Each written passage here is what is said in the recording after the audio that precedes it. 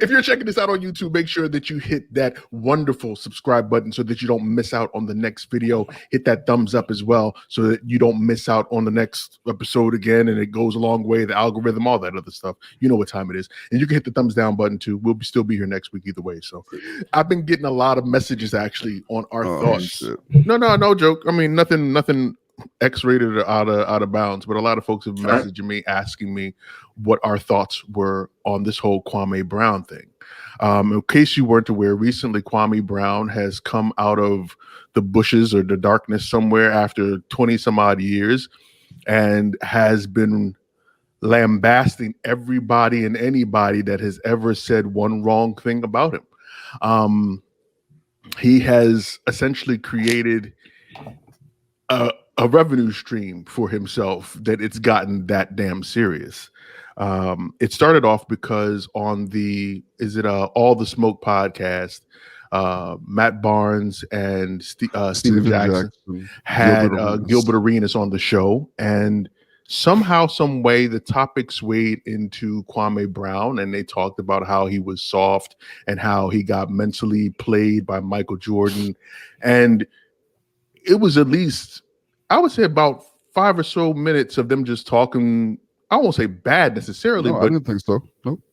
But talking about Kwame Brown, this got Kwame's butt on his shoulders, and he came out with all the clips ready and loaded for everybody and anybody that has ever said a word about him.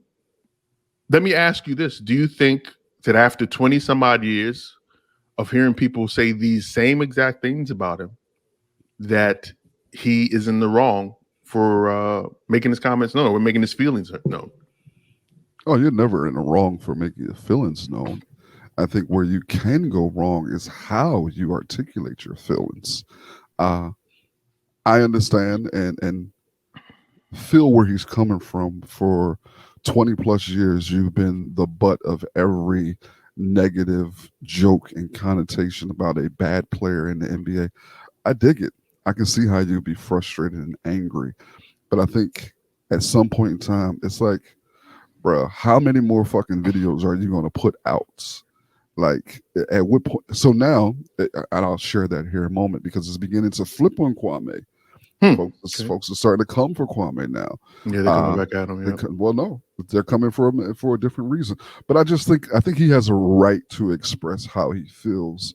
I just hate the social media era, man, where instead of men having conversation with grown men in an articulate manner, expressing our feelings and trying to move past it, we hop on motherfucking social media and we make videos blasting each other to the entertainment value of everyone else. I've never liked that. I've never liked watching black people go at each other on social media. I think that shit is corny. It's whack as shit. But I feel where Kwame is coming from after all this time, constantly being kicked like that. But motherfucker, it's 20 years. I mean, should you kick back maybe year 10? I don't. I got a mixed bag about it, man. Like, it's like, yeah, it's been 20 years. You think he would have said something however long ago, but at the same time, man, sometimes everyone has their limit. I guess his limit was recently. You know what I mean? Like, to be honest with you, like I said, I don't think that what they were discussing necessarily was that. I didn't think so either. It was that negative, but at the same time, it did kind of feel like it was unnecessary. It's like they kind of swung him into the conversation. It's like, okay, you could have easily had that conversation without mentioning Kwame has made some good points, and some of the stuff that some of the stuff he's saying, man. I mean, I really have been like, oh, I'm glad somebody finally is saying this shit. Some of the comments that he's made about how these black dudes on these white networks will slaughter other black people at the behest of their white owners. I dig it. I feel where he's coming from. So he makes some valid points, but some of the other shit is stupid. The colorism shit, I'm tired of. I think he's really gotten into his feelings though. But I think it's cyclical, right?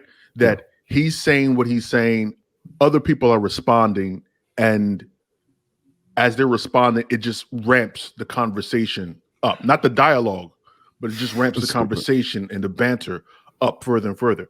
I think one of the biggest problems that I've had is seeing some of these people that he's mentioned these black faces and white spaces now coming out and talking about him, like Stephen A. Smith. Like I saw that shit today. I thought that was the most. I thought that was the most so horrible, ignorant and man. so classless. So classless. What do you say? So he came out. He did like a 5-minute, 6-minute segment about Kwame Brown and how he said he's never attacked Kwame Brown's character, but has always said that he was terrible at basketball, and then proceeded to narrow his whole career down over 10 years into like a 2-minute video of him like dropping the ball, missing the ball. Over a decade of shit, playing, man. 80 plus games of playing. It was so tacky. Oh my God. It was horrible. Can you tell me one person that would feel that would have liked to have seen their life's bloopers rolled down into a 2-minute clip, how you would feel about that shit? And that he thought that was like the right thing to do. What player can't have a blooper reel like that? Like, my guy. It was just like, it was such a backhand. It was, listen, man, and I don't like Stephen A. for a number of reasons. I already know you don't like But this right here was, I thought it was one of the most disgusting things I've seen in a long time. Man. It sounds like he was feeding on the drama. Yeah, he was feeding on the drama. He was feeding on it. And he said, it sounds like a feeding frenzy on drama. Yeah. Right? He was so smart about it though that he tagged other people who were other entertainers and celebrities in what he was saying. So it was a way for it was all about Stephen A. Yep, it was all about him. He tried to make it seem like I'm taking the high road. I've been taking the high road all this time. Yeah, but now I'm gonna say something. Mind you, it was after a week and some change of you wasn't saying shit when he was lighting your ass up. I've been talking about you for about a week and a half, almost 2 weeks. And he's gonna get your ass again. Yeah, I hope you start with that damn hairline. Like now, one of the things, and it goes back to what Elgin was saying before about this dynamic that we have in the Black community of taking our lowest moments and putting them, magnifying it against each other when it comes to these types of conversations. I don't think I have seen anyone outside of Kwame Brown get the type of vitriol and dogging that they have gotten, even players that have been worse than him, in particular white players, right? No, you would never, I don't think anyway, that you would ever see Stephen A. Smith compile a blooper reel of Brian Scalabrine. No, well, you can't do that because Scalabrine is white. And it's okay for you to get up on your show and to literally make a living out of denigrating other Black people. Because, and again, in all fairness, when Stephen A. started, he was a high quality sports columnist who wrote for the Philadelphia Inquirer. I mean, he was top notch. But then all of a sudden, he hopped onto the circus, and now he's one of the biggest clowns that's doing it out there right now. You know what? Part of me is upset by it, but it's on brand. Yeah, it's on brand, man. That's it. Yeah, sounds like it. That's it. I think because I know the first several interviews not interviews, but spots that he had done on ESPN, he wasn't really like that. And then I won't say slowly, but I think that maybe ESPN pressed upon him, or maybe the Philadelphia Inquirer pressed upon him that he needs to stand out. And since then, we've had too. So he is the highest paid person at ESPN right now. ESPN, yeah. He's the highest paid person, and he does no actual sports analysis any longer. Not any longer. No. But that's part of that is also part of the culture that we're in now too, because these people have become, they've sensationalized that you're no longer a writer or an analysis, right? An analyst, or a journalist. You've now become a personality, and what you're selling, you're not selling the news, you're selling the personalities. Yeah, I don't even watch. I don't watch ESPN anymore. The only time I watch ESPN is through YouTube, and that's the highlights for the games. That's about it, because I can't stand the talking anymore. I hate it. Yeah, I can't stand the talking anymore. But one thing is, Kwame Brown has come out recently and said that he's not African American, that he's American. He's made this not one of those niggas, dude. Are you serious? Yeah, and now he's come out and said that. And he's Ho. in Back many up. of the When comments the fuck did he say that shit? This was probably just the past day or so. When you go and you The look past day? when you go on Because he's got an on ass Twitter, load of videos up. yeah, he's mentioned that, and it's starting to come out that he's a Trump supporter. All these things that we have held, or other black folks have held as anti-blackness, are starting to come out, and black folks are going to turn on Kwame rather quickly. Watch. And viciously. Wow. I guess it's good he's retired. You know what? I'm not going to say that it's surprising because it's honestly not. But typically, black people with money are going to find themselves in a more Right in that category. Yeah, find themselves in that conservative role. I am put off by it, though. That's not surprising, but I am put off by it. Like, it's not to say that Trump supporting conservative black people can't have salient things to say, but at the same time, it's be black.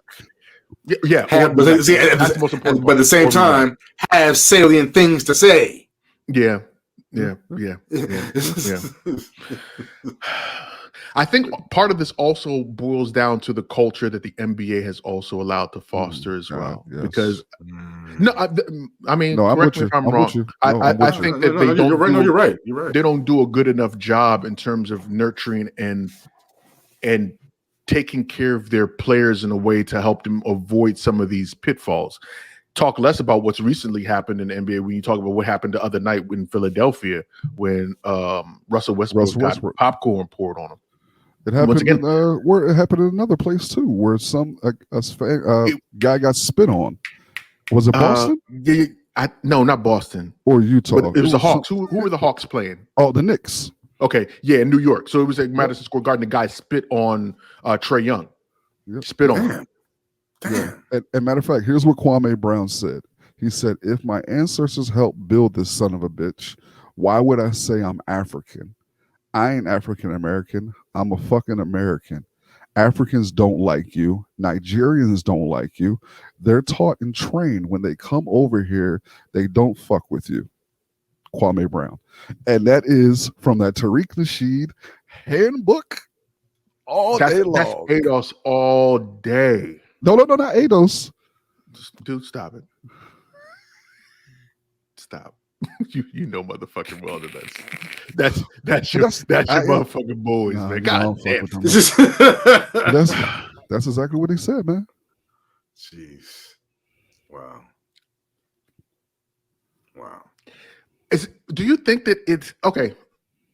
I know we're going off topic with this question. No. But do you think that an African American celebrity born and raised here, right, can be Pan-African? Say that one more time. Do you think a Black American here, born and raised in the United States, can be a Pan-African? Because and this is the reason why I'm asking the question. Because, like you said, when you have that mentality that you've gotten it from the mud, you built this thing for free. How do you in turn then correlate I won't say your allegiance, but correlate your sympathies to people outside of you see what I'm saying? Yeah. Ain't nobody getting it from the mud though. That's number one. Why do you say that? Nobody's getting it from the mud? Nobody is getting it. Hold on. Let me be clear. No one is getting it solo from the mud. Oh, okay. I'll give you that. No one's this idea that everybody is getting it from the mud. Yeah. DIY is a myth. Nah, get the fuck out of here. You got some people DIY is a myth. Get the hell where you are. So, but someone gave you $20. But someone co-signed that loan. Someone gave you $20. Somebody, but I think you can be. I think there's plenty of Pan-Africans who are born here in the States who are Black. Hi. Definitely. I mean, I think that's possible, but I think these people like Kwame Brown, who, again, there are a number of things that he said over the past couple of weeks that were on point and should be unpacked more. But we cannot say in any shape or form that he's actually articulated any sort of intellectual rhetoric in the past couple of weeks. Yeah. We're not talking about a scholar here. We're talking about a black man who felt like he's been kicked in the nuts the past 20 years, so he's giving it back. Yeah. But so when I even read this statement right here, I'm not angry with that statement. Because I put it on par with who Kwame Brown is. If he was a scholar or someone of some stature, I would hold it against him a little differently. But have you heard the bullshit that he's been saying the past couple of weeks? Why would you be upset? It's like being mad at a crackhead. We're smoking crack. No, you're right. You're right about that shit. Okay. Fuck Kwame Brown. And now he's gonna make a 5-minute video about us and shit, about Elgin specifically. Please. Man, we'll put that shit in the intro. We'll put that shit in the intro of the show. Them lights will go all the way. I'm gonna give you some of Mama's cooking. Give me the cooking. Give me all them likes. That's the thing. Okay? Give me them likes and shares. All the smoke. No bullshit. Just watch him and Stephen A. go back and forth for a little while. Yeah, Stephen A. That's what it's going to be about. That's what it's going to be about. And you know, he's created. I mean, we're giving this dude a lot more time than he really deserves at this point. But he's actually started a YouTube channel called Kwame Brown Bust Life. And that thing right now, if you do like Google in terms of the number of views within the past 3 weeks, all of his videos are getting millions of views. Millions, man. Millions. It's fucking crazy. Just 2 weeks ago, you had forgotten about this dude. All of a sudden, we're again. This is the culture that we live in, man. That people make millions and billions of dollars off of this type of fucking drama.